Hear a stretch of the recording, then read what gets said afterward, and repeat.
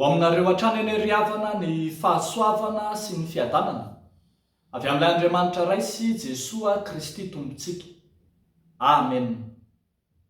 Fiangonana miroborobo noho ny fanenjehana. Fiangonana miroborobo noho ny fanenjehana. Izany no lohahevitra asongadiny nofinainantsika anio indray riavako. Tatsika atao amin'ny bokin'ny asan'ny apôstôly toko faha 210 ny andininy faha 720 hatramin'ny faha 420. Fiangonana miroborobo noho ny fanenjehana. Ny rahantsika mahafantatra fa raha vao nenjehana Stefana, ilay martyra kristianina voalohany, dia vao maika ny helipatrana manerana izao tontolo izay nisy tamin'izany ny fivavahana kristianina. Hitantsika amin'izay izany fa arakaraka ny nanenjehana ny kristianina no vao maika nampihely sy nampitatra azy nanerana ireo faritra maro. Ary dia iny voalaza mofinainantsika eto fa nandeha nandositra ireo kristianina ka dia tonga tany Foinika sy Kiprosy ary hatrany Antiokia. Tany am-pandosirana tany dia tsy nitsahatra ny zara ny filazany tsara ireo kristianina nandositra, ka dia indro tonga ny roborobo sy toerana ny roborobon'ny filazany tsara ireo toeram-pandosirana izay nalehan'izy ireny. Ary dia rehefa fantatry ny fiangonana tany Jerosalema ny fandrosin'izany fiangonana tany am-pandosirana izany, dia nandefa iraka manokana, nandefa renfort anamafy ny fampianarana, ampiorina ny finoan'izy ireo.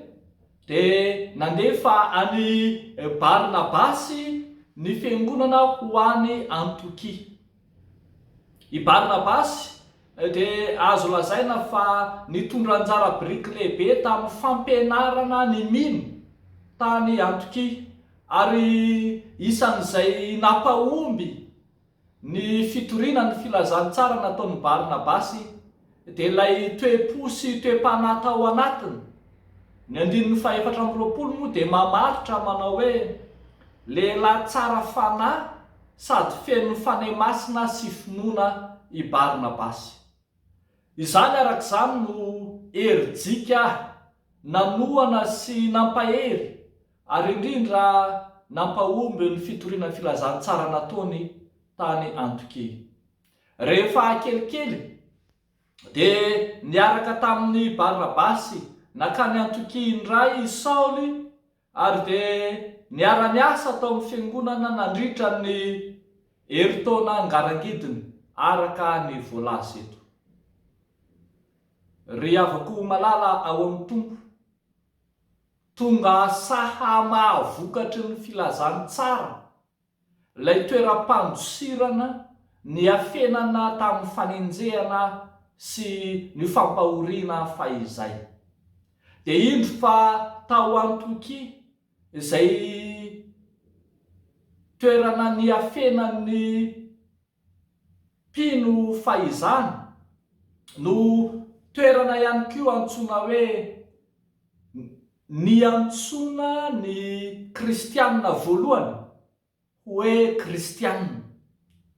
Zary lasa manatantara eo amin'ny fiainan'ny fiangonana kristianina ny tanàna ny Antiokia, tanàna tsy nandosirana fotsiny fa tena niorenan'ny faka ny finoana kristianina, ka mbola mahatonga ny kristianina miorina sy mijoro koa mandraka ankehitriny. Tsy zavatra vaovao amin'ny fiangonana ry havako malala ny fanenjehana. Jesosy Kristy tamin'ny fotoan'androny dia efa nampiomana sy nilaza mialony amin'izay fanenjehana hahazo ny kristianina.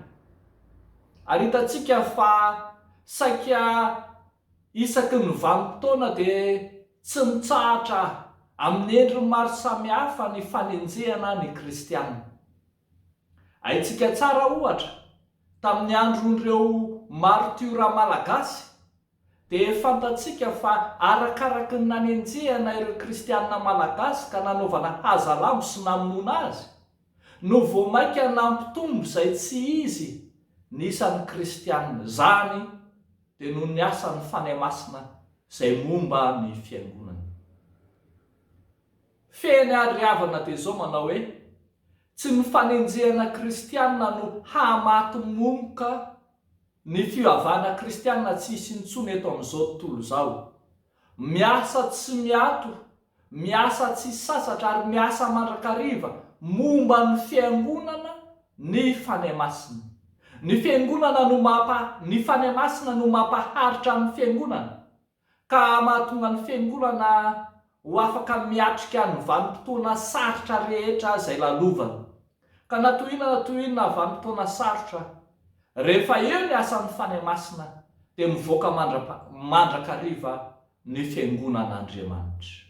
Ho antsika koa ary afaka malala, hahery isika, atanjaka isika satria ataon'ny fanahy masina ho mpandresy hatrany isika. Dia ho an'Andriamanitra irery amin'ny voninahitra.